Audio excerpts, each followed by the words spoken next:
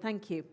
So in this second session, we're going to look at the Just Transition Fund as a catalyst for structural reforms in a region. Now, we know the JTF gives financial support, but actually what we thought we would do in this session is look at the what else. So what else does the JTF bring? How the fund can be that catalyst that fosters and supports innovation, maybe helps policy, helps governance, that transparency, and those changes, and maybe even can set a timetable as well. Reforms across the whole system. So we're going to widen this out now and look at the different things that the JTF can do. So to talk this through, we have brought together representation from DG Regio, from the national level, from civil society, and also from academia as well. So different parts of the whole field, different stakeholders, different views, different opinions to talk this through. So first of all, please welcome on stage the Director for Smart and Sustainable Growth and Programme Implementation at DG Regio. Please welcome Nicola De Michelis. Nicola, come and join us. Thank you. Thank you, Nicola. Good to see you. Thank you very much. Thank you. Come and take a seat. Yeah, wherever you like, okay? We also have the Director of the Support for a Low Carbon Economy Transition Department at the Ministry of the Environment at the Czech Republic. Please welcome Radana Kratochvilova.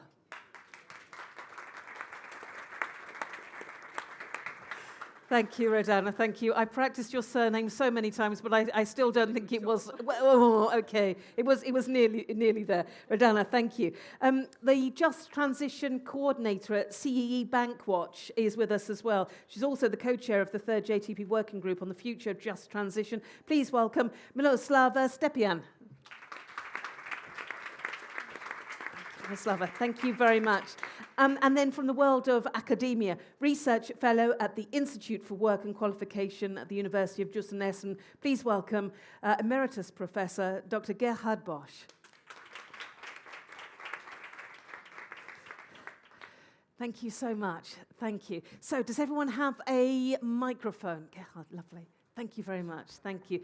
Grab a microphone. Nicola, let me hand that one. And there we go. Fabulous. Thank you. So there's a lot that we can talk about here, and I would encourage you to make notes as we go along, because I'm going to leave lots of time for questions at the end, questions and open discussion, because as you can see, we have people from all different factions and areas here. And indeed, if you're watching us online, make some notes, put some comments in there and questions, and we can get to everything at the end. So we're going to look at structural reforms. The JTF, the fund being this catalyst for structural reform. But if it's all right with you, what I thought I would do is start with Nicola and get his thoughts and his overview on this, but particularly looking to the future. So I thought, there's been already a lot of questions, understandably, and a lot of conversations about what happens next. So if we're talking about structural reform and how the JTF can work as a catalyst for this, I think we need to have a quick thought about the future and where we go. So, Nicola, do you want to start us off with this possibly more complex question here? Yes, of course. Thank you, Sasha. Thank you all. Thanks for the extraordinary work that you're doing. What I would like to do is to pick up on what Sasha asked and share with you a few reflections, one on the short term and one on the more medium term. On the short term, I think you already heard the Director General of DG Regio saying that you need to accelerate implementation. We know all the problems behind the difficulties the JTF has encountered, but we should not hide the fact that there are difficulties. Because of the late arrival of the instrument, because of the different rules, because of the combination of many sources of funding. But again, this is really at the end of 25, the time to concentrate very much on implementation. And you know also that the Commission presented in April a midterm review proposal, and we hope and we're looking forward to see also proposal from JTF programs on how to use that package. Now, why is important? Because what we do in the short term will have an impact on the discussion on the future.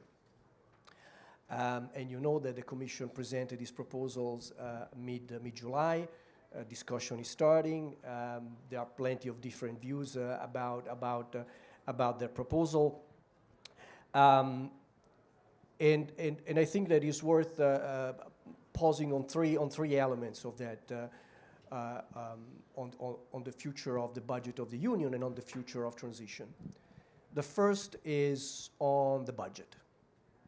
And it's clear, and you probably have a sense that the discussion, the budgetary discussion, will be extremely complicated because there is a huge pressure on the EU budget linked to the emergence of new priorities, the fact that we have to repay the Recovery and Resilience Facility, the fact that there is an enlargement down the road, and all this create difficult trade-offs because the budget of the Union is unlikely to increase dramatically, and so given its size, there are trade-offs between priorities. And this explains why the Commission proposed to group all the shared managed fund, the Common Agricultural Policy, the Cohesion Policy, the JTF, and many other instruments that falls under shared management. The second reflection is very much at the center of the discussion of this session, is the link between investment and reforms.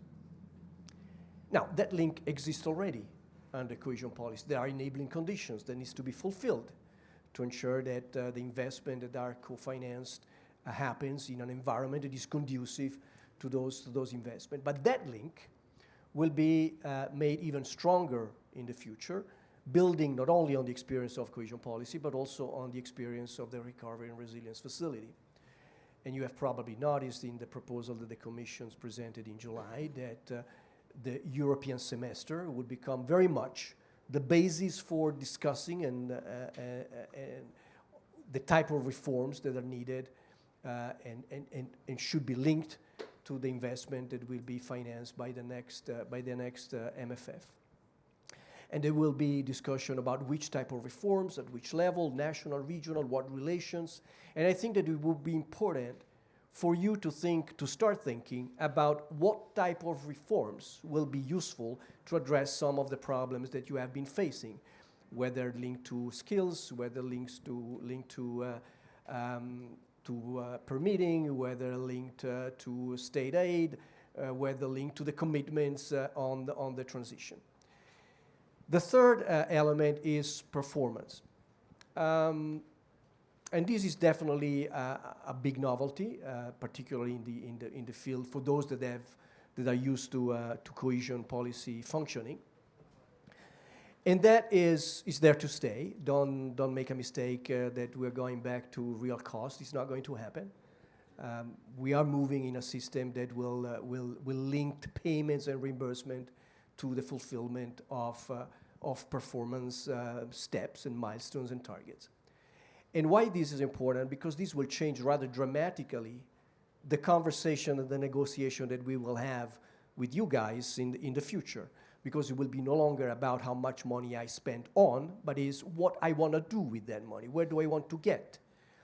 And also there, please make the exercise of thinking your programs, the programs that you are managing now, how would it look like in a performance-based system? What type of milestones? What type of targets will you around which targets you will construct your programs? These are, in a nutshell, the elements of the proposal. A difficult discussion on the budget. We'll see what will happen. Link with reforms stronger than at the present, and performance. And let me conclude with a reflection, a thought about the future of the just transition fund and the just transition more in general. I think that what is important to understand is that the Just Transition Fund was born a bit at the last minute in the current financial perspective, a bit like an afterthought. There is a transition we need to do. Let's create an instrument for doing that. In the future, this will be very much part and parcel of the new national and regional plans. So it will no longer be a separate, smaller instrument with different rules, with different time frames, with different eligibility rules. Will be one of the policy objective of the new plans. And I think that this is good news. It's good news, in fact, because it means that the transition is recognized as a policy, a centerpiece of the European priorities on the one hand, and the way in which you, in the member states and the region, will have to translate those priorities on the ground. Thank you. Thank you. Thank you for laying that out right at the beginning, because I think it will educate our conversation, because it sort of needs to be thought about as we talk about structural reforms, what the JTF has done so far, and then, as you say, into the future as well, and the way of looking at things. And there will be time for questions at the end. So if that's something that you want to go into more depth on, we can get into that. That's no problem at all. Let's take a step back. Let's look at the title of this discussion. The JTF as a catalyst for structural reforms in the regions. Let me just run along the line. Just give me a couple of words. What's been the best case, do you think? Structural reform. Has it been a good catalyst? Nicola, yes, no, in the middle? Out of 1 to 10, maybe. 10 being a brilliant catalyst, 1 being just don't even talk about it. Where would you say? How has it done so far? 7. There's your politician's answer, really. That's your positive. Okay, so it's a 7. Then from the national level, what are you thinking? Well, we have 3 regions, and from the national level, this has been the best that's ever happened to them. So 10. 10? Yeah. A 10. Okay, whoa, look at that. Nicola, you've just got a 10 there, yeah. Miroslava, what would you say? Looking at the civil society side of things? Well, since I cover a lot of countries, I would have to say it really depends where. So I would give it between a 1 and a 10, but the biggest thing that I would note is that you have places where it's a 10 in terms of a change in mindset and discussions that were completely impossible before the Just Transition Fund came there. So okay. From that perspective, it's been an amazing experience. All right, before I forget that, I'm writing that down, okay? Because I think that's brilliant. Let's talk more about that. Gerhard, where would you put it? Yeah, we also have many different regions if I take into account earlier programs, and so we have some 10s and we also have some 5s. Okay, give me a 10. Go on. A 10 is the International EMSHA Building Exhibition. Okay. In the 80s and 90s, and which really changed the north of the rural area and really encouraged cooperation between the different localities and communities, counties, etc. And this is the biggest difficulty we have because we have so many separate local unions which never cooperated before. And what about, you were saying some 5s as well, so when you look at the Just Transition Fund as a catalyst for structural reform? No, the 5s are more in the back. We have improved. The 5s I would give to the early programs of restructuring of the rural area where we still stuck to subventions to the old technologies okay. and didn't think enough about the future. And there was a really refusal of change, of structure to encourage structural change. And this mindset has completely changed. At least in Germany, we know that there is a transition and it has to take place and there's money for it. So this is a big carrot which really encourages Okay. cooperation. We've had our first use of the word carrot. No doubt there'll be No stick. no stick yet. I mean, and you are echoing what we heard from one of our winners on the first panel. You've got to take risk, and actually, I think it's doing it wholeheartedly, and actually, taking that risk. So, mindset then, Miroslava, you said you'd give 10 out of 10 for mindset in some areas. Do you count changing mindset as changing a structural part? Yes, because it begins the conversation. Okay. So, I mean, I have been an activist for 30 years, so, and I've been through very different sort of positions in terms of the extent to which the conversation is even possible to have. So there have been periods in my life where I would be left out of conversations simply because I'm an activist or I'm from the NGO world. And at this point, I am having those discussions. When I started work on the Just Transition, which was probably 2017, I think, 18, something like that, there was no possibility of talking about the phasing out of coal, moving in a different direction in terms of energy production or in terms of restructuring the economy. It was a completely impossible conversation. So the mindset change is that we are now talking about circular economy in Poland, because I live in one of the countries which is very, very dependent on coal to this day. But at the point when I was starting, it was a completely impossible conversation to have. Right now, I'm meeting with people that even a few years ago would basically tell me that I was talking about something that was not possible to implement at all. And I think that is a huge shift. It's a shift in which we can have conversations about a completely different future. So for me, that's been, I think, the biggest shift in terms of how we can approach a transitioning economy, transitioning societies. It's of course not perfect. You still have areas where it's very hard to have those conversations. But even 3 years ago, I couldn't sit at the same table with a trade unionist because they considered me to be the enemy. Right now, we can have conversations and talk about, from my perspective, the social implications for them as well, because we are about the people and the planet. So trying to find compromise and consult and find spaces within which we can move forward. So I think what you've just said so beautifully is that it's almost the key to opening other conversations. And I think that's a really lovely thought, that you can now be at a table having conversations with people that you wouldn't have been at the table with, or indeed having those conversations. So Nicola, let me come to you. It may not be a structural reform to change a mindset, but it is the key to doing everything else. Do you agree with that? The mindset has to come first. Yes. I think that what Miroslava said is true. It depends very much where you are.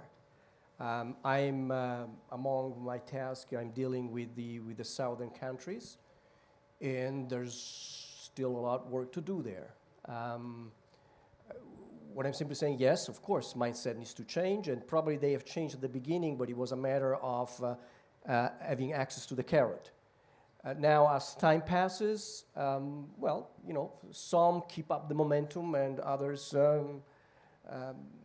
So I think that it's very difficult to have a general conversation, a general discussion on the success and the rating of the JTF. You really need to zoom in and say what is happening in Poland, what is happening in southern Italy, what is happening in Germany, because the mindset depends very much also on institutions, and I think that one of the questions about capacity is key in this discussion, and about cultures and the way in which public investment operates. Sorry. Mm. You were nodding at what Nicola just said about it depends on where you are, the mindset. Very, very different. You've studied this for a very long time. Yes, I think it's different from country to country and from region to region. The mindset is not the problem anymore in, let's say, in the actual Rhineland mining area, because we had a coal commission, and this was a political masterpiece of creating a national consensus on the phase out of lignite. And the government invited researchers, NGOs, and the representatives of the affected states, etc. And they found a compromise. And the compromise, of course, was expensive.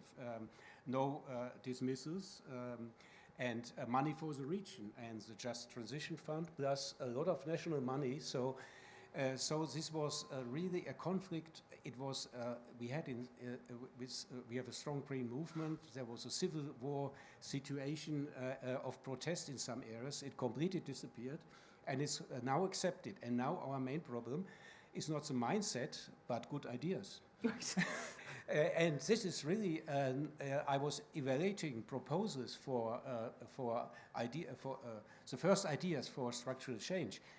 And there were very nice ideas, but they were not practical, or you had the same ideas in all the 65 municipalities and counties of the Rhineland mining area, and you cannot duplicate structures. This would be a waste of money. So it's, as it was said in the session before, it's a search process, and you have to take risk. And you have to avoid duplication of structures, and you have to promote complementarities between different projects, so that they fit together. For example, there are developed 4 digital labs in different areas with different specializations. They can learn from each other, and they are not competing. They are not duplicating the same. And this is the most difficulty now and the money is not flowing out. Because the development of good ideas and plans is going to takes time, as it was said. As it was said, indeed. We're showing a photograph while you're talking. Do you mind just explaining what you've brought along that you wanted to share with people? I wanted to share this is lignite mining means devastating the landscape. And on the other side, you see the renatured landscape with some new technology. What I noticed later is people are missing on my slides. And this is really a problem, because we have to care for those who work in lignite. And there is a collective agreement. They are all guaranteed early retirement or retraining. So this is quite clear. They are not afraid of the future. They have a guarantee, and this is very important because we need the energy production until the end. If they don't have a guaranteed future, they would leave earlier, and this would have we would have problems with the energy supply. And of course, then we have other people. These are the new generation. Because we do not want to have, we want to avoid mass employment through dismissal, but also migration, because there are not enough jobs for the next generation. And the Just Transition is a project for different generations. It lasts until 2050, and this is really very important. Therefore, we have to create new jobs for the young generation. We absolutely will talk about that, the demography, how you look after different generations, and how we've had structural reform there, actually, in some regions because of that. But just going back to the mindset, Rodana, I'm fascinated. You were like 10, 10, 10. How much of that started with mindset? Well, all of it, basically. The first thing, I think that JTF is really the best that ever happened to the regions, because the national level actually listened to the regional level. So they had to define their priorities. They cannot just come here and to be financed anything that they ask for. They have to define what is really the future for them, because now they're going through some changes, and the changes are severe. We've heard that it's throughout generations, and what they need is keep the people in the regions, keep young people in the regions, and they had to start talking to one another. The institutions had to start talking to one another. NGOs with the municipalities, creating partnership projects on the territory, and the national level actually listen to them, and we're creating conditions for them. We're not doing it instead of them, or they have to find their way, and we're creating the conditions, the calls, and then they apply. It's already visible. The JTF brought to the regions more money and more projects than the previous programming period. All the cohesion policy, the operational programs, they have more projects now. They were able to talk to one another and create the capacity. That was really low. It was said to be low. Everybody said, you know, they cannot do it. They're not able to compete with the others. But now we see the good and nice projects. We see projects in Moravian Silesian region. One of the pictures. Is that this one here? Yeah. That's Refresh. Actually, all three universities in Moravia started talking to one another. They created Smaragd, and under this, there is a project Refresh. They're trying to attract a high-cited scientists to gain more projects, even from Horizon and other really innovative activities. And already now they have they had a target 10 high-cited researchers to get to Ostrava and work with in the university. They have 49 now. They had a target of 15 patents. They have 9 already, and it's half of the project. But what is more important, the number of students at the university, the technical university, has raised by 50% for this year. So there is a future for the young people to be there. And as all the three universities talk to one another, well, that's something that wouldn't happen without this process that they needed to create the project together. So that really echoes exactly what you were saying, Miroslava, actually, that it's having those channels of communication established that wouldn't necessarily have been there before. So you're saying that those universities wouldn't have talked in this same way? They were competing for the students, and now they're creating projects together to gain the expertise and bring the innovation and the future for the. And another example is actually the future of Karlovy Vary region, where they had to seek for the potential of the region, which is now, for example, the high school. They don't have a public university, so they have to adapt their traditional ceramic and glass industry. They are reconstructing their high school, which will be the center of creative industry for the region, communicating with small and medium enterprises and the whole community in the region. Well, that's something that attracts young people, we hope. Yes, but getting those channels of communication, it will change. It will change the way people do things and think of things, I'm guessing, because they are almost forced to think about other stakeholders, I'm guessing, Miroslava. Yeah, I would definitely say so. I mean, public participation has probably been one of the biggest things that has been impacted. I just need to grab some water, I'm sorry. Do you want me to pour it for you? Go on, I'll So, you know, the fact that it was expected that various stakeholders would participate in the conversations completely. Thank you very much. Go on, don't worry. I'll come to Gerhard. You have some water. I know what it's like. No, it's fine. It's okay now. Because you have the expectation that public participation will be increased and that you'll have different stakeholders participating, this means that people that would never have sat in the same room were suddenly sitting in the same room and talking and seeing the human face on the other side, or, you know, it's because sometimes in previous conversations these had been opponents. While here you were supposed to reach a consensus. And I mean, I've been coming to the Just Transition platform for years, and I pretty much know everyone right now here in this room, and a lot of the people also watching online. I've been to dozens of Just Transition regions. I have friends there at the moment. And these are, of course, NGO people, but these are also managing authorities. These are researchers. These are trade unionists. And what for me was amazing with the Just Transition working group on the future, the Just Transition platform working group on the future of Just Transition, was that, yeah, there were points of contention, there always will be, but in general, it was a very unanimous voice. And you had people representing ministries, managing authorities, trade unionists, NGOs, civic society, saying the same thing, that the Just Transition process, the Just Transition Fund, is something amazing.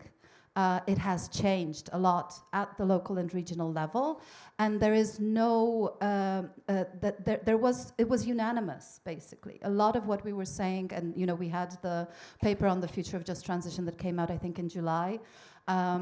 It was an amazing process of consultation, and that's just like one of the latest examples. The territorial Just Transition plans, there where it was done the way it should have been, are actually usually the best when there was a high consultation process, and where you had a lot of different stakeholders at the table.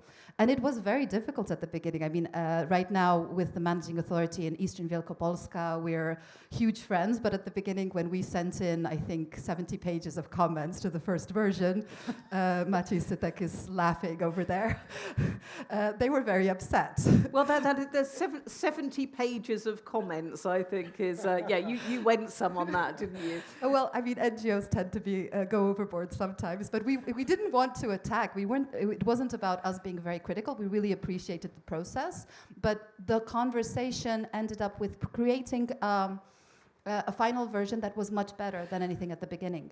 And this is what public participation brings. Yeah. It's about bringing in those different perspectives that can make the picture fuller, and that can actually tackle what it means to be doing a transition, because transitions are not easy processes. We've heard this a couple of times today. Yeah. If you were to create a transformative project, it takes time. It takes innovation in the sense of human thought that goes beyond what you have around you. This is not something that you can just sort of, I don't know, snap your fingers and have it. It takes technical knowledge, it takes fund knowledge, it takes so many different things, and I will talk about this a bit later, I think, as well. So yeah, and you're echoing what we heard from one of the, well, the tramway, Sakina, who was sitting there in Nicola in your seat, and she was saying, you know, basically, I'm going to paraphrase, but if they could have done even more consultation, that probably would have been an even better result, or, you know, right from the very beginning and at every stage. Nicola, let me come to you on this one, because you, the answer to your first question very much acknowledged that there were some areas that were not in the same place as others. And I wonder, when it comes to that proper consultation, the channels of communication that everyone is saying are so important and really help, whether that's an area that some regions really need to look at. Just getting more of that consultation, more of those channels of communication, and having everyone with a seat at the table.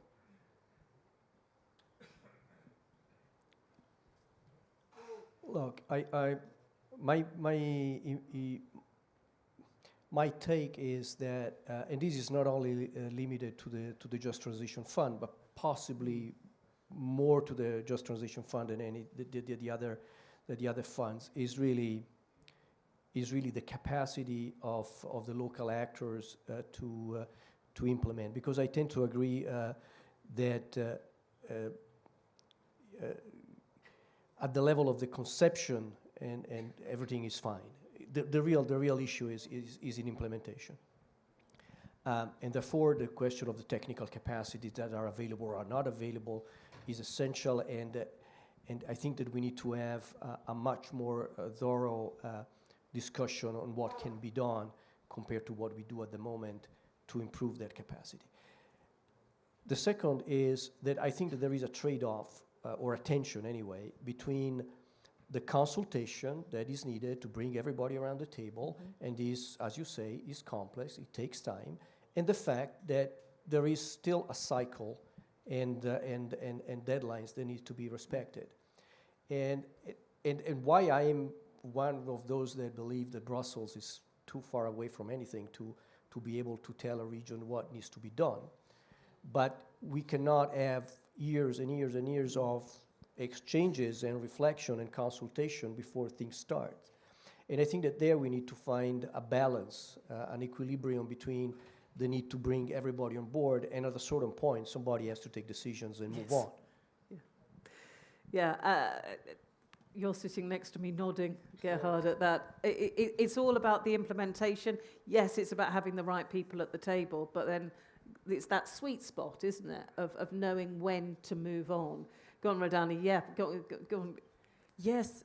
Well, we've been experiencing what Jan Krisch, our General Director, said in the previous panel. The strategic projects that are basically half of our allocation of the program were a challenge, but also this is the reform, the structural change that is in the regions going on. It took us 3 years to get the projects ready for the implementation.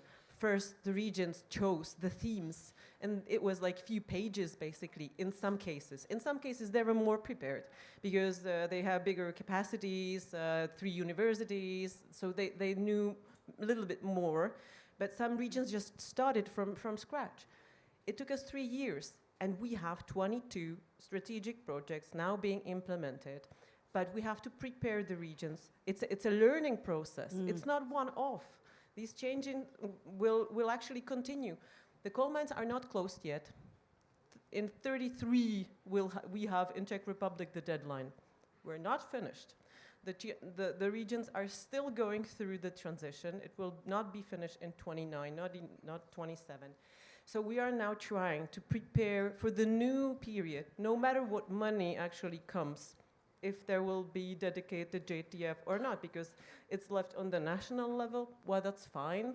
Right now, at the current proposal of the MMF, we don't know what's going to happen at the national level. Elections, new governments, that's okay. It's a regular process. Yeah. But we need to prepare the regions now. So we're preparing the projects for the future programming period, and we don't know from what money. So this is a learning process for them. They have to be much better prepared, and it takes money. Gerhard. I have a little bit difficulty with the idea of consulting everybody. This doesn't work. We have so many round tables in other areas of politics, and the Commission asks the states and the regions to develop ideas, what should be done with the money, with clear fields of investments. And this is absolutely necessary, that we have a top-down as well as a bottom-up approach and link both sides. Because we need to have an idea on the future, on a vision on the future of our region, of the affected regions.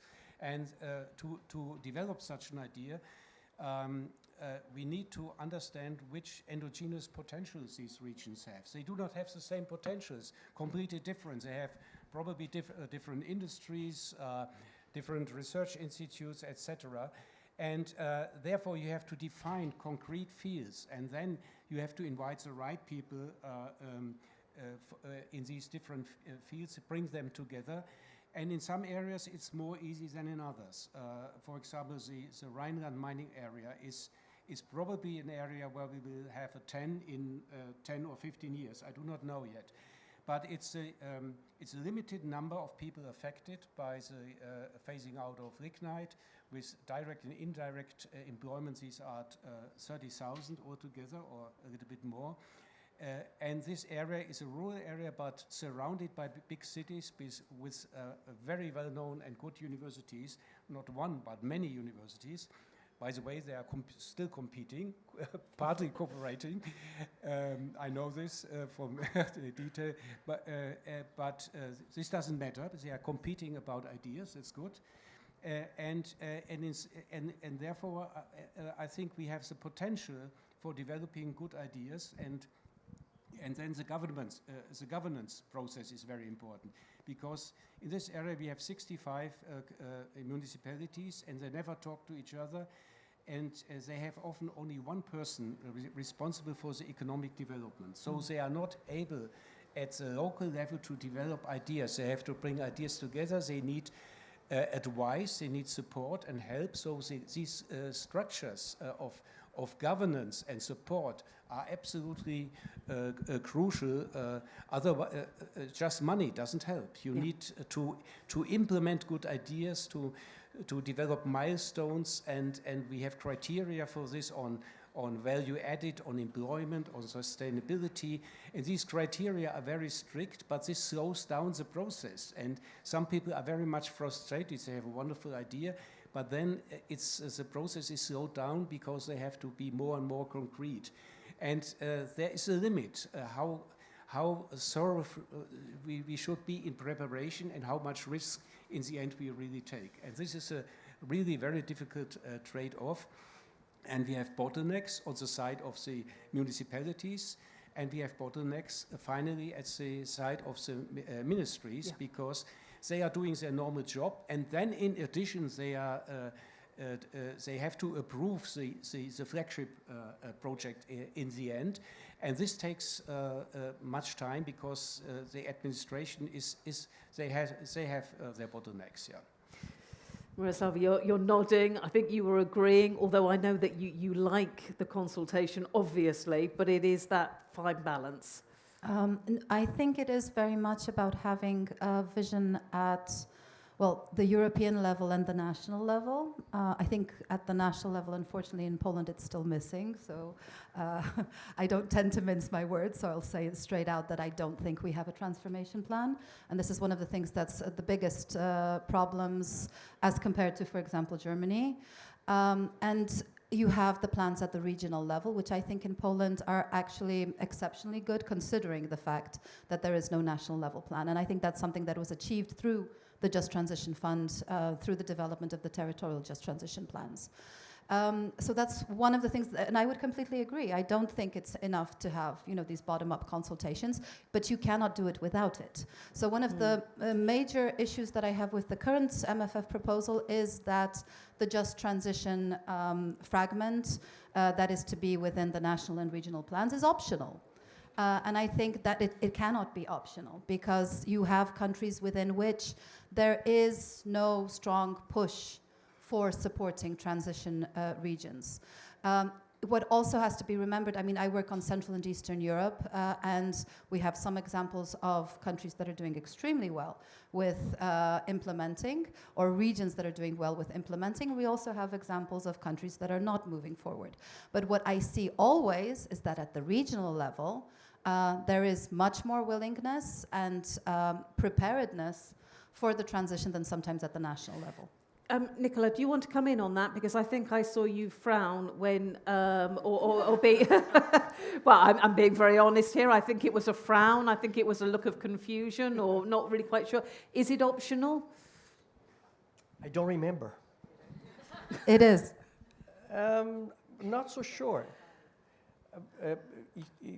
The way in which, well, first of all, this is the commission proposal, and the landing zone would be totally different. So, but let's discuss the Commission proposal. The article, the first couple of articles that define the big priorities and all the different sub themes. In fact, the problem is the opposite: is that programs are expected to do all of those things, all of those. There's no opting out of this or that. Everything needs to be covered. And I don't remember whether there is transition, but I'm pretty sure there is something about digital and green transition. So in any case, I'm not sure that this is the question is whether is obligatory or not. This will be part of the conversation and the negotiations between the Commission and the Member State. And if the Commission thinks that, well, transition is a priority of the Union, this will be part of the conversation in which we will ask the Member States, how are you going to tackle the green transition, or the transition out of, whether it's lignite in Western Macedonia or coal in Poland. So this is not going away. It's will continue to be at the center of the discussion, together with what reforms needs to be put in place to ensure that whatever you want to do will actually happen. So I'm not sure that things will go away. Clearly, the construction is different. Clearly, and this is, I think, the big discussion in the weeks and months to come. What will be the role, and to what extent, of subnational authorities in determining that construction. That fair enough. Let's see how things will develop. Let's not forget, by the way, that there is written nowhere in the regulation of cohesion policy that things needs to be done at local or regional or at national level. It's up to the institutional arrangements of member states to decide whether things should be organized in at which level. And this will be valid in the future as well. There will be federal state that will continue to do things very locally and very regionally, and others, as it is the case, by the way, now, will continue to do it with a stronger national steer. So I'm not sure that the nature of the discussion will change fundamentally, and the partnership, the need to consult everybody, will continue to be one of the principle of the policy. And as you know, it depends very much on the member state. There are member states and regions in which this principle is applied seriously and robustly, and others in which it's lip service. Well, okay, that has to do with the institutional traditions of member states. We'll continue to push so that partnership, is taken up seriously. But again, I'm not sure that the new system will change fundamentally the type of discussion we will have. We commission with the member states. You're desperate. I could you just keep looking at me. I want to say something, or just briefly. One of the interesting things about the Just Transition Fund was that the regions began having contacts about visions for their future directly with the European Commission within the scope of how the Just Transition Fund was planned and thought through.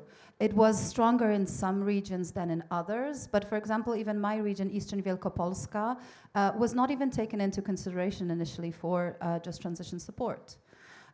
So a weakening of this expectation as regards the inclusion of regional actors, in my opinion, will actually very much hamper the transition process. And I think this has to be said at this point when we are ahead of negotiations regarding the future. And I mean, I know a lot of regional actors are right now speaking up. I'm probably representing at the moment a lot of the people here in the room by saying that what the regions expect is continuity, and they expect to have a strong voice within how the transitions are planned. Because like in the case of the Czech Republic, Poland will probably not be transitioned until the late 1930s. That's an optimistic scenario. While in the case of, for example, Romania, it will also be a much longer process. And I think one of the things we really have to say is that the Just Transition process is, we've said it a number of times today, transformation is a huge thing. It changes local economies, it changes local societies, it changes the way the regions function. It's an enormously challenging, difficult process where you're bringing in a lot of people with very different perspectives, and it needs time, it needs a lot of support, and it needs continuity. Thank you. Gerhard, if I may, I want to get your take and your advice and your experience on this, because this is something that you have studied and looked at for a very long time, and it's the changes to policy and employment policy, social inclusion, all of those sorts of areas. And I just wonder, when you look at the sort of topics that we're talking about now, whether you can see those structural reforms that are different now than from other transitions in the past, and what you see companies and organizations at a national, regional level having to have those conversations about, and those structural reforms in the way companies look after their employees, the social policies, all of that you see. I've studied the structural change in the 80s and 90s in France, Germany, and other countries. And at that time, it was not an intended structural change, it was a crisis of manufacturing. And what happened is mass dismissals, social plans, early retirement policy, Governments and social partners through collective bargaining and works council at company level tried to mitigate the consequences, direct consequences for the workers. And then when the company was closed, then a regional policy started. In France, they differentiated between la reconversion des salariés et des régions, des sites. This means it's a difference between the reconversion or retraining of a worker and the structural change in the region. They have different time frames. Today, I think it's an intended structural change. The regional policy starts before the structural change in the company has really taken place, and this is a more proactive approach, which I think is very important. And I think what really hopefully will stay are the regional networks.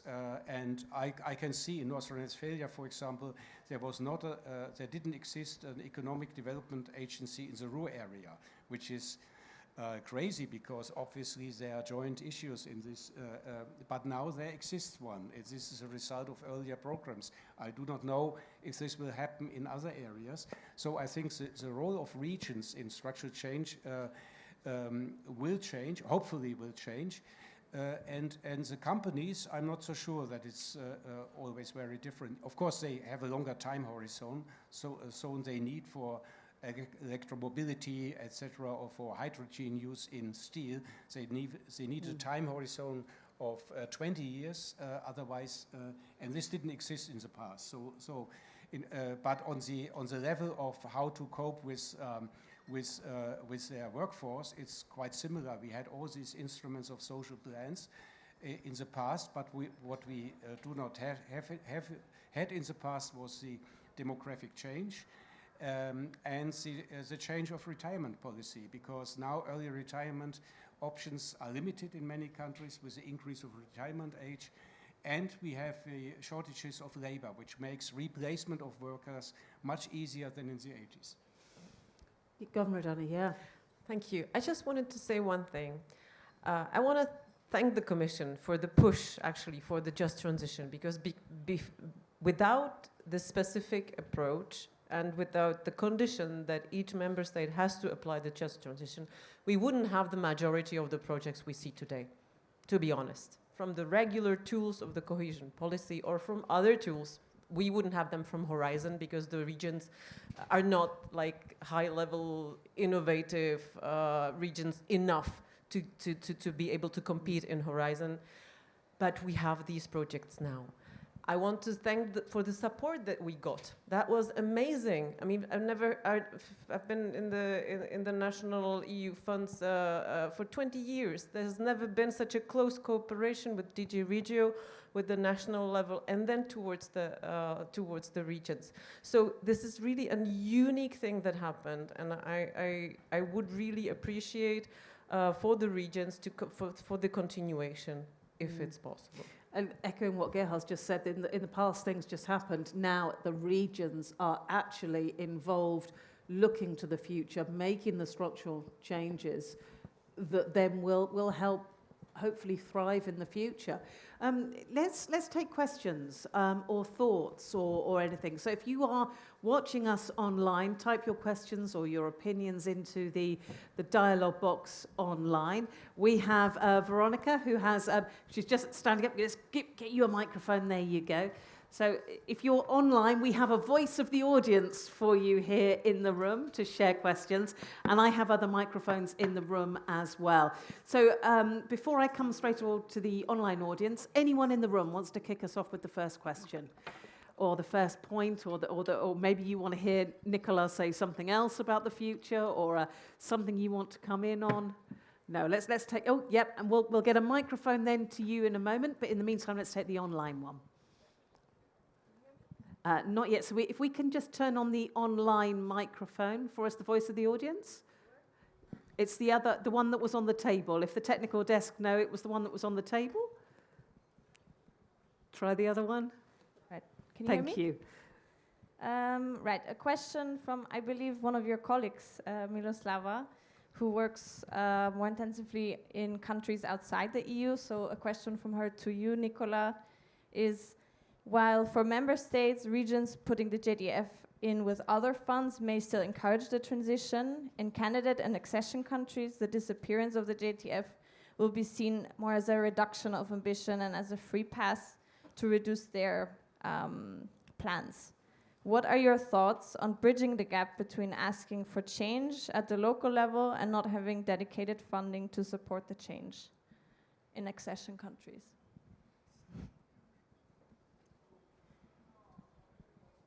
I'm not sure they have much thought about it.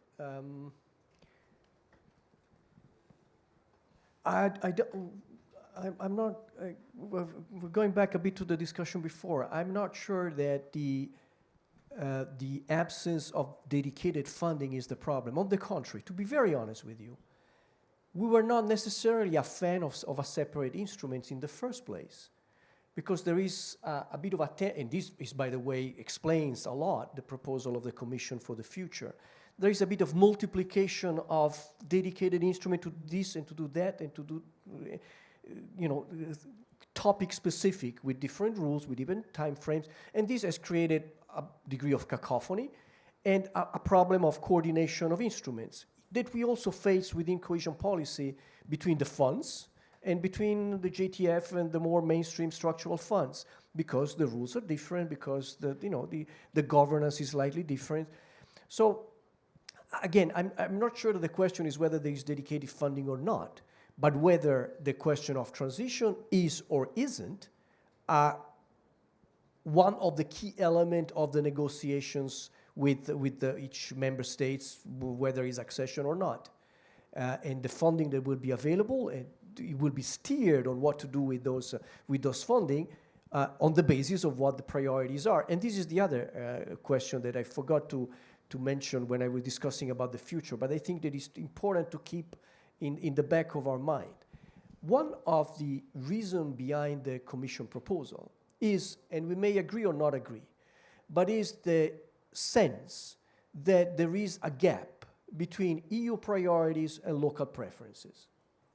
In other words, that instrument like cohesion policy, like the JTF, tends to be too much driven by local preferences that do not necessarily correspond always with EU priorities. And in a world of budgetary constraints, you want to be sure that that little EU budget does the EU priorities and not other things. Now, we can disagree on that, but there is very much of this behind it. And this is why I think that we need to be clear on what the priorities are, rather than thinking in terms of dedicated funding with specific governance instruments. Because this has created a lot of complication that we hear from managing authorities that have to cope with the 5 different funds with 5 different rules. So let's put the attention where it matters, at least in my view, in the discussion that we need to have on the Commission proposal on the next MFF. Come on, Miroslava, you want to come in on that? Yes, thank you, Nevena, for your question. First of all, I think it is very interesting that if you look at Pillar 3, so Global Europe, this is the accession countries, there is no dedicated just transition funding for example, the Western Balkans or other accession countries, to the exception of Ukraine. And I think that's very interesting. But it also does, I do agree with Nevena that this gives a very negative messaging to the Western Balkans. And the truth is that if we do not decarbonize those countries that are entering the EU, we are not really decarbonizing at all. So that's first on that topic. The other topic is we've heard already during the 2 panels that the dedicated funding for the regions that appeared through the Just Transition Fund was something completely new, because a lot of the Just Transition regions, especially in Central and Eastern Europe, are peripheral. They are declining regions that have been declining for 30 years. They're experiencing depopulation, brain drain, aging societies, etc. These are regions that do not access or have not accessed other funds because they simply did not have the capacities to. And this is very true for a lot of regions. So I think the Just Transition Fund was in a way a step further with cohesion policy, a step that I think is underappreciated at the EU level, but is extremely appreciated within these regions. And if anyone has ever traveled to some of these regions, they are peripheral to the extent that it's hard to get there. So for some of these regions, and I'm sure a lot of the people in the room have been to various conferences in these are regions where it takes 6 hours to get there from, from the capital of the country, where, you have to take 3 forms of transport to get there. That is the extent to which these are regions that have been left behind and that really do need dedicated support in order to handle one of the most difficult moments in their history of a region that used to be an industrial center and is suddenly unsure of where it's to move forward. So dedicated funding, I will not agree, I'm sorry, is absolutely necessary for a lot of these regions. Thank you. There's definite agreement from Radana and some in the audience as well. Got it, yes, would you like to introduce yourself and your question? Thank you. Am I... Yes. Hear me? Yeah? It is working, Okay, yes. Sorry. Thank you. Mags from WWF, European Policy Office. So we hear the arguments. We know that resources are limited. We know the Just Transition Fund was always a small fund and could never meet the needs of all the regions. We hear the call for simplification, very loud and clear, although sometimes we like to say that simplification, continuity can also be simplification rather than throwing everything up in the air and changing things.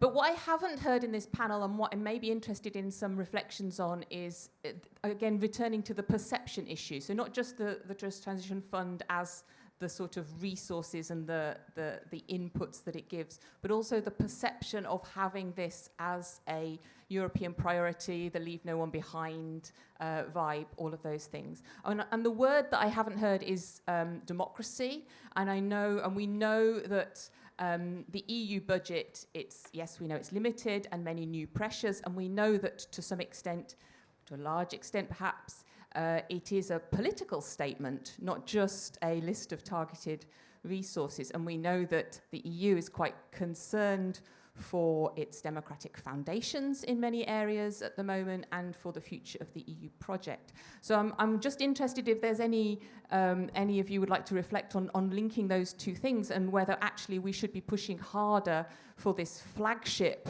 to stay very visible, a Just Transition Fund, for the sake of having an instrument whereby the EU actually reaches out really down to the ground to citizens, bringing together those social, economic and environmental objectives which we've found so valuable being linked together in the Just Transition Fund. Thank you. So you're sort of saying, is there a way of making it and talking about the perception as in it's more of the concept that's bigger than the actual instrument, as it were. It's what it stands for.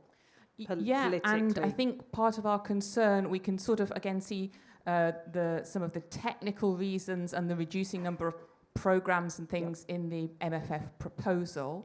Yeah. And we know the argument that member states can choose to still fund these type of objectives.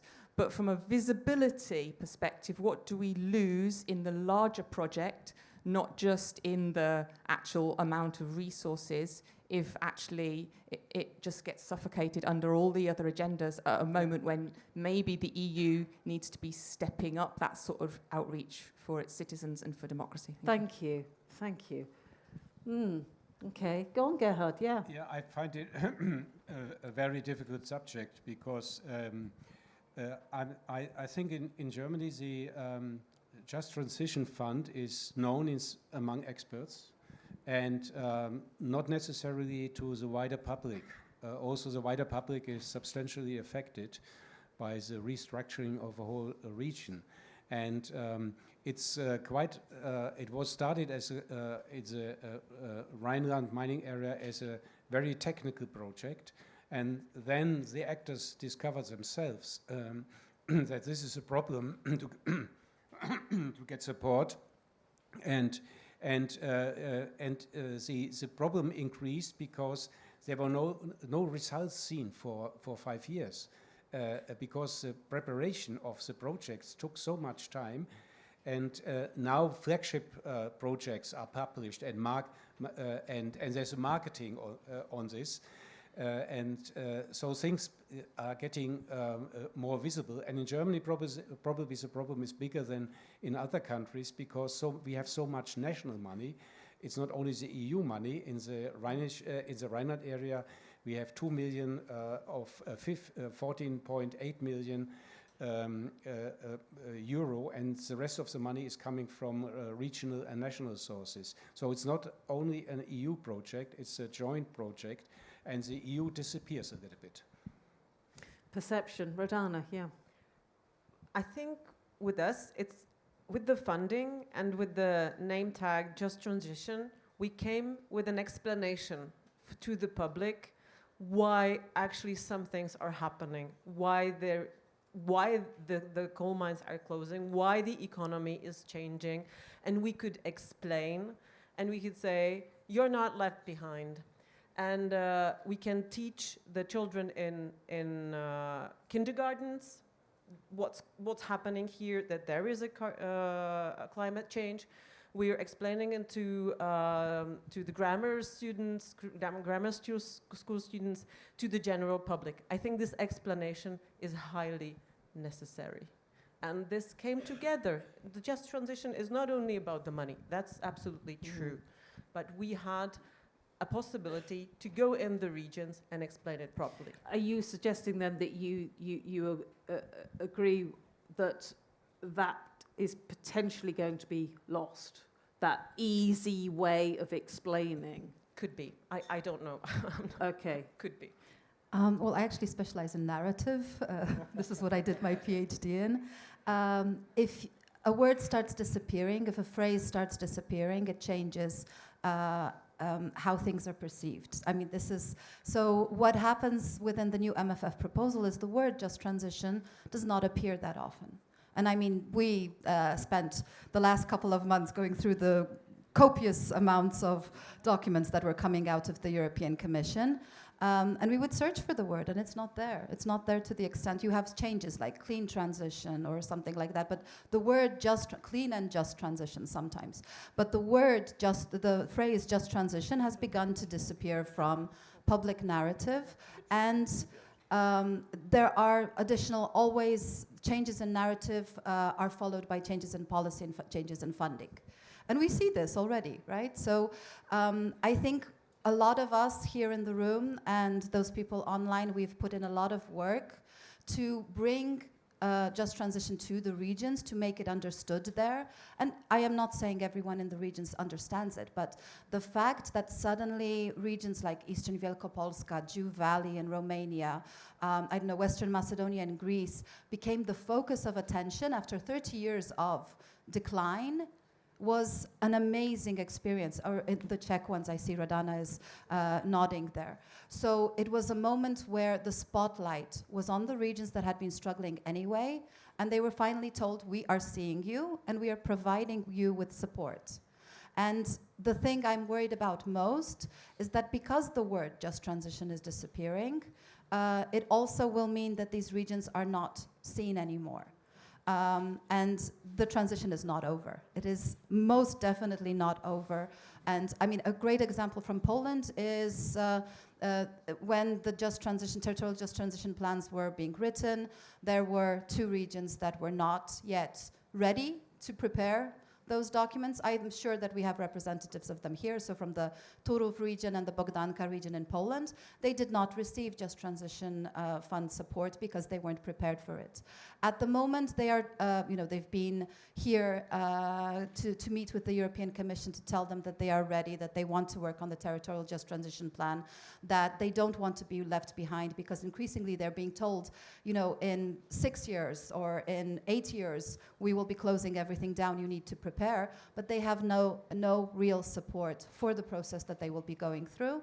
And for them, the moment where they stop hearing the Just Transition phrasing within the political speech that is being put forward at the European level is the moment when they feel that they are not part of the process anymore and they have been left behind. And you will see the same in Silesia. So, I mean, we as NGOs have been talking about backlash since we heard that the proposal would be changing a lot. Because I think, and I heard it as well from various people today, like one of the things that it did is it calmed the atmosphere in a lot of these regions. And I am worried that what you will have is you will have backlash in these regions because, you know, there are regions that did really, really well with moving forward on phasing out coal, for example. You know, they would expect, if we're talking about performance-based, you know, these are regions that have been spending, you know, have been implementing, have been trying to come up with flagship projects, have been, Eastern Wielkopolska is a great example again, you know, and now suddenly they will feel that, okay, so we did great during the Just Transition Fund implementation, and now what? Now what? We want a continuation. We want to, in a way, be even rewarded for the fact that we are moving forward. And I think this would also motivate those countries that are left behind, because it's the elephant in the room. There are a lot of countries that are not moving forward, and if they knew, you know, those guys that are moving forward will get money in the next funding period. You guys will probably not because you're not moving forward. Maybe they would move forward a bit more. Right now, it's just like those that did well feel they're being punished for those that didn't do much. Gerhard. I like the idea to discuss a narrative, but I think we need a wider narrative because it's Just Transition is not just the Just Transition Fund. It's a mainstreaming issue in the car industry, you know, manufacturing, in the way we are living, our construction, our cities are built. And what we need is a positive narrative of just transition in general. And the EU program is only part of it. And it's taking place in all regions, not only in some regions. And the biggest problem we have at present is that the just transition is under attack in political election campaigns. We do not have in Europe across different party families a kind of consensus on this. And this is the real difficulty of this policy because we can go the way back like Trump is doing in the United States, really attacking programs which were approved before of wind energy, etc., and stopping it. And this is what we have to reach, that at least some people in my country try to say, keep this out of political election campaigns. Not everybody is respecting this, but at least a core of political parties have to do this. And this is one of the most neglected issues, and also the most important for the development of our future and our democracy in Europe. Do you want to say anything on the perception, Nicola? The wider perception and what it means. Look, I'm not, and I don't want to underestimate the visibility, the announcement, the putting topics at the top of the political agenda. And this is why the Just Transition Fund has had the merit to exist, to precisely to put the transition at the center of that agenda. But at a certain point, and things needs to become mainstream, part of the wider issues, rather than being limited to what, 19 billion euro out of a package of 500. You want to have an access to the 500. And this idea that every time there is a new topic, you need to invent a new fund, I think is problematic. And this is why I really think that the question is to be sure that the question of transition, the issue of transition, of green transition, and I agree with you, we probably need to get back some of the words that are important, and particularly the social dimension of it, and the just part of it, are at the center of the next plans, rather than continuing with a dedicated funding. And then we have the social climate fund, and then we have the fund for the automotive. Just give you an example. now the question of the transition of the automotive sector has become very much, is at the center of the conversation, of the political conversation in Brussels. Well, I was at a meeting, I don't remember when, last year probably, with many regions with a strong automotive sector saying we need a dedicated fund. Frankly, they were sitting on billions of euro of the structural funds that they were not used to address the automotive sector transition. So I think at a certain point we also need to, it cannot always be the Commission that tells everybody, well, you have a problem, do something about it.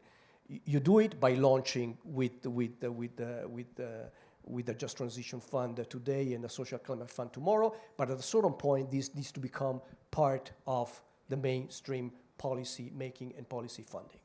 Well, that brings us to the word as catalyst, doesn't it? This is what it does. This is what it can kick off. We've got another question in the audience, and I believe will need interpretation. Am I correct? For the next one? Yes. Oh, lots. Okay. Would you like to take... Nie. Ah, Dzień dobry lovely. Państwu, nazywam się Alicja Messerschmidt.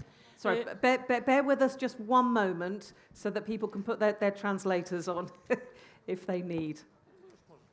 Dzień dobry Państwu, nazywam się Alicja Messerschmidt. Przyjechałam z Polski, z Wielkiej Polski, czyli z Wielkopolski Wschodniej, konkretnie z Konina, gdzie przechodzimy transformację energetyczną. Hello everyone, my name is Alicja Messerschmidt. I came from Greater Poland, Eastern Greater Poland. You brought your own translator. This is fabulous. Okej. Szanowni Państwo, wszyscy tak ładnie, pięknie mówimy o transformacji energetycznej, a ja powiem, jak to wygląda w Wielkopolsce Wschodniej. Uważam, że transformacja energetyczna powinna być nagrodą, a nie karą. Natomiast w Wielkopolsce przechodzimy tą transformację, otrzymaliśmy 180 milionów z Komisji Europejskiej plus 70 milionów z budżetu państwa. Jestem autorem programu pracowniczego, gdzie te pieniądze zostały przeznaczone dla pracowników, którzy będą odchodzili od węgla. Szanowni Państwo, chciałabym, żeby to tak było. Niestety stanęliśmy pod ścianą, ponieważ z tych pieniędzy nie możemy skorzystać. Ja bardzo dziękuję Komisji Europejskiej za przyznanie tych pieniędzy, bo to jest dla nas wielka sprawa. Natomiast te pieniądze powinny być wydawane dla pracowników, którzy odeszli od węgla. Natomiast my nie możemy skorzystać z tego względu, że pracownicy chcieliby wykorzystać te pieniądze na maszyny i urządzenia na paliwach kopalnych.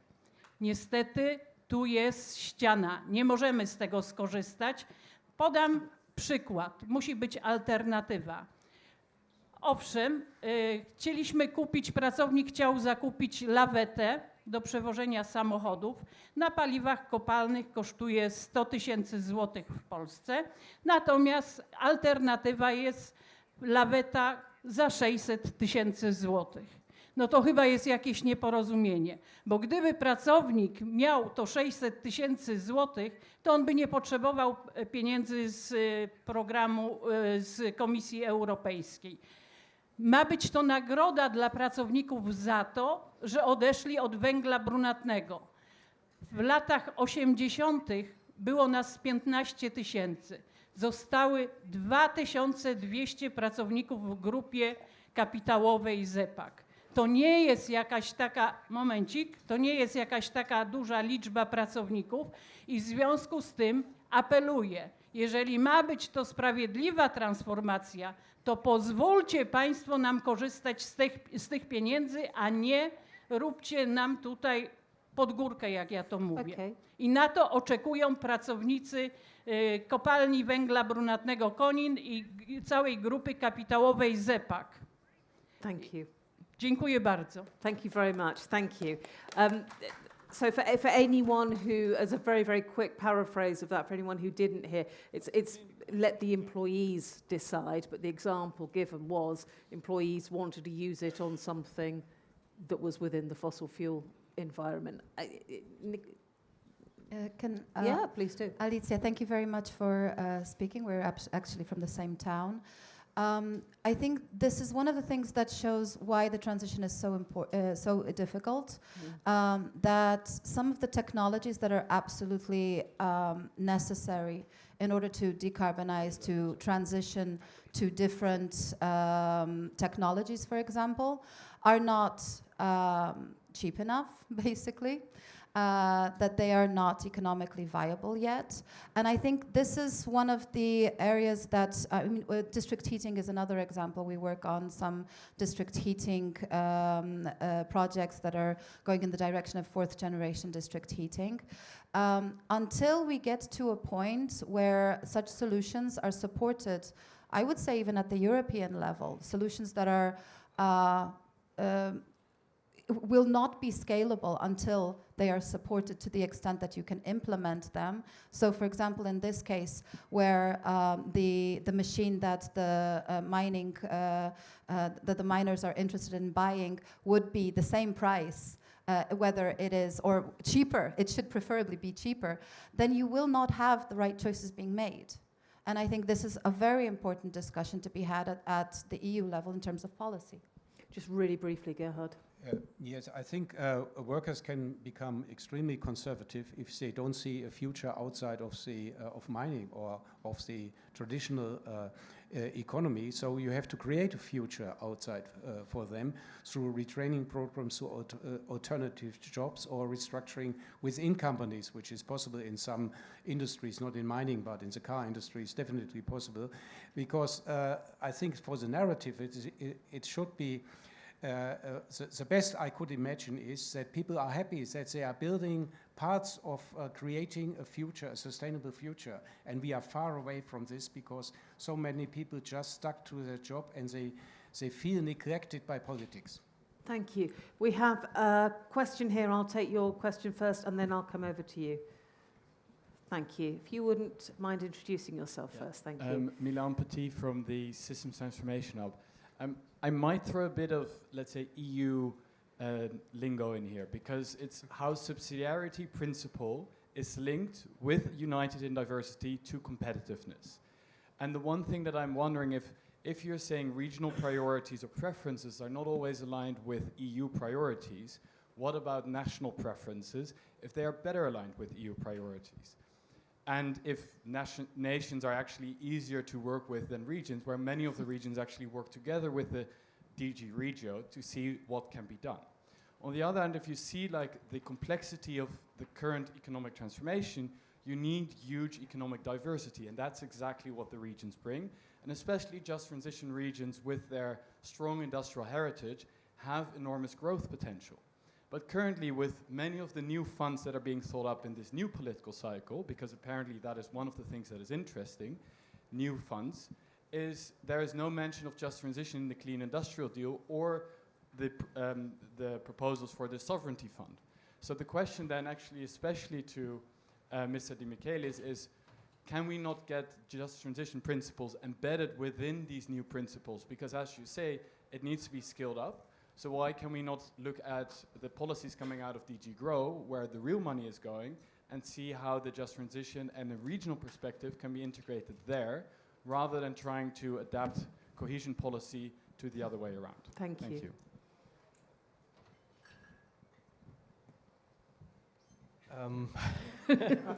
It's okay. You can talk over lunch for a couple of hours. And well, first of all, on cohesion policy and local versus national preferences, this is not necessarily. Sorry, let's rephrase it. I'm one of those that think that neither Brussels nor very often the capital knows best what should be done, and therefore you need to have local authorities involved and regional authorities, And this is the way in which the policy has operated. Now, second, as you know, the regulations, the current regulation, do not say anywhere that cohesion policy should be channeled via regional programs. Nowhere.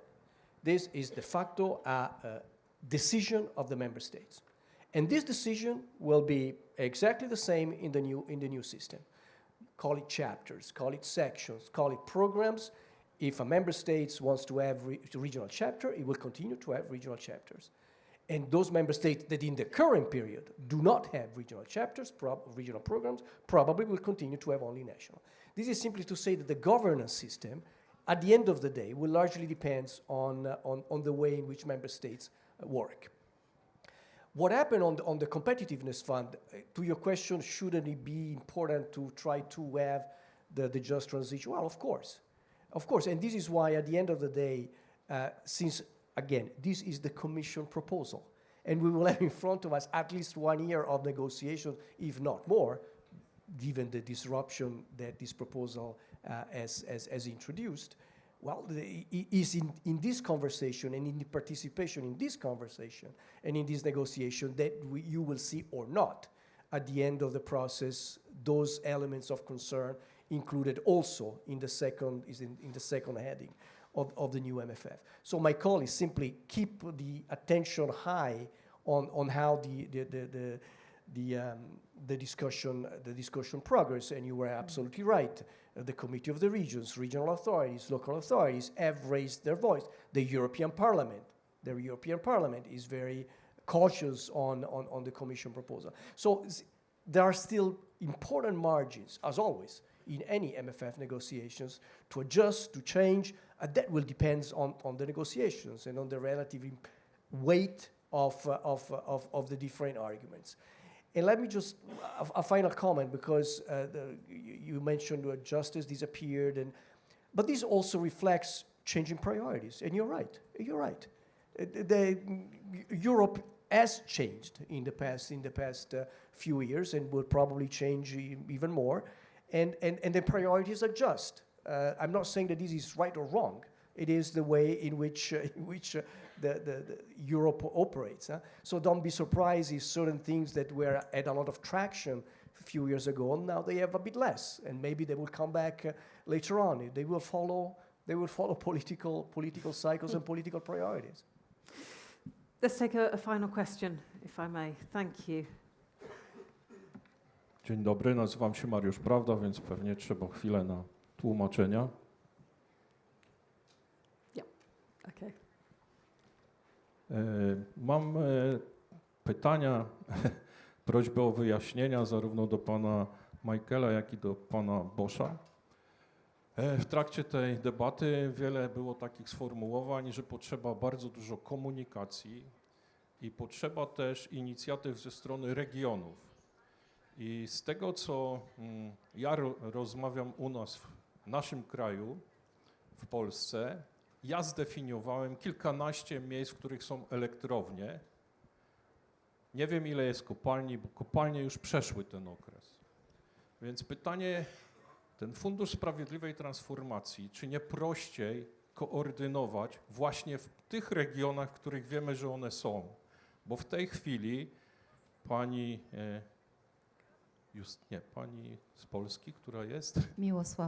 Mirosława zdefiniowała 2 regiony, które nie są objęte Funduszem Sprawiedliwej Transformacji, więc ja dorzucam następne 2, ale zdefiniowałem 7 takich regionów w Polsce. I w związku z tym, co z tymi regionami, które dotychczas nie miały możliwości i dlaczego te regiony w ogóle nie wiedzą, że ich będzie w najbliższym czasie dotyczyć de facto katastrofa. Przecież to jest bardzo proste do zdefiniowania. W zeszłym roku, dokładnie w listopadzie, spotkaliśmy się w Polsce wszyscy burmistrzowie miast, w których są elektrownie. Minął rok, nadal jesteśmy w tym samym miejscu, nie mamy żadnego wsparcia. Dziękuję. Thank you. So why can't it be coordinated in regions? Yes, please do, yeah. I'll just answer what the context is. So the Just Transition Fund generally, as we all know, could have also been used for various types of the current one, for steel industry, for the chemical industry, for the cement industry, for oil shale, etc. Unfortunately, what happened in Poland, I think also because the fund was simply not large enough, the focus was only on the coal transition, And so far, the issues of all of the other heavy industries, including some of the power plants which are not directly located within the current just transition regions, were not actually incorporated. And this was a decision, I think, more at the national level, but the issue is that this just shows, you also have the automotive sector in Poland, so this just shows the enormity of the transitions that we still have ahead of us. And something that I will push very strongly, we've tried pushing also at the national level, until Poland actually has a very comprehensive transition and transformation plan at the national level, this is what will be happening, that a lot of these industries will not be fully aware that they will have to change in a moment. Thank you. That brings us to the end of our time as this open discussion, but one of the really great things about bringing everyone together here in the room is that we can continue here. And obviously, if you're watching us online, I apologize that you can't also be then involved in those conversations in the room. However, are you all happy if people reach out to you online? Great. So all our panelists are happy if the online audience reaches out to them separately. What I would say is this is an incredible opportunity now to actually have that networking time to ask questions specifically, to maybe get some the benefit of so many years of research as well, the real life situations, the policy situations, so anything that you want to talk about. What we've done is give you a lot of time for our lunch break. So we're going to take an hour and a half now so that you can get to talk to everybody. When we come back, we're actually going to look at clean technology all along the value chain and the impact that can have on competitiveness in just transition fund regions. So that's what we'll be concentrating on afterwards. But during the lunch break, we also have space for you to go and discuss different things. It's all set up in the castle for you. So there's an area of a discussion corner to go and talk about the public sector loan facility. We've got experts there that can talk about that. We've also got some of our award winners there to sort of guide you in the right direction from their experience of it. And we have dedicated areas set up as well to talk about different, maybe different facets that we have talked about. So you'll find all of that in the castle now within our exhibition area. Plus, we've had some wonderful comments from you, Miroslava, from Bankwatch. We have a video that will be playing in here in a moment as well about the culture of the Just Transition. The Just Transition Culture event, which is one that we held in Konin in Eastern Wielkopolska in June of this year. And it was a collaboration between us from there, Western Macedonia, Greece, and Jew Valley, Romania. So I think one of the side sort of outcomes of this great process that we are involved in right now. So please go ahead and watch it. If you can't see it today, it will be launched officially tomorrow on our websites. Thank you. Also, it's a sneak preview today then. Wonderful. So as I say, this is the end of these open conversations here, but that is not the end of conversations by any means. So let's take a break. Let's go to those more informal discussions, and then we will see you back here for more talk on this stage at 2:30. Please thank my expert panelists here.